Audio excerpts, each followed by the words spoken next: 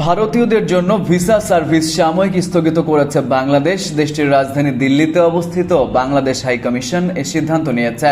সোমবার দূতাবাস সূত্রে এ তথ্য জানা গেছে। পতিত ফ্যাসিস্ট সরকারের প্রধান শেখ হাসিনা সহ আওয়ামী লীগের শত শত নেতা এবং কয়েকজন সেনা কর্মকর্তাকেও আশ্রয় দিয়েছে ভারত। তাছাড়া বিগত ১.৫ দশক ধরে ফ্যাসিস্ট সরকারকে উলঙ্গ সমর্থন তো দিয়েই আসছিল তারা। এ নিয়ে দুই দেশের মধ্যে গত বছরের ৫ অগাস্টের পর থেকেই টানাপোড়েন চলে আসছিল। এর মধ্যেই গত ১২ ডিসেম্বর জুলাই যোদ্ধা শরীফ ওসমান হাদিকে গুলি করে নিষিদ্ধ ঘোষিত সংগঠন ছাত্রলীগের এক নেতা।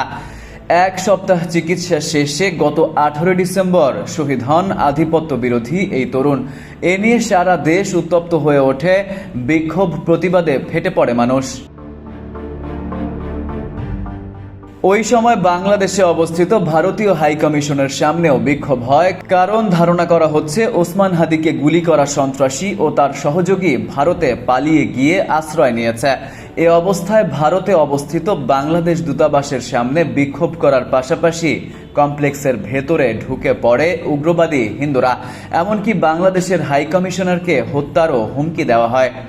এ নিয়ে ঢাকায় ভারতীয় হাইকমিশনারকে তলব করে তীব্র প্রতিবাদ জানায় বাংলাদেশের পররাষ্ট্র মন্ত্রণালয়।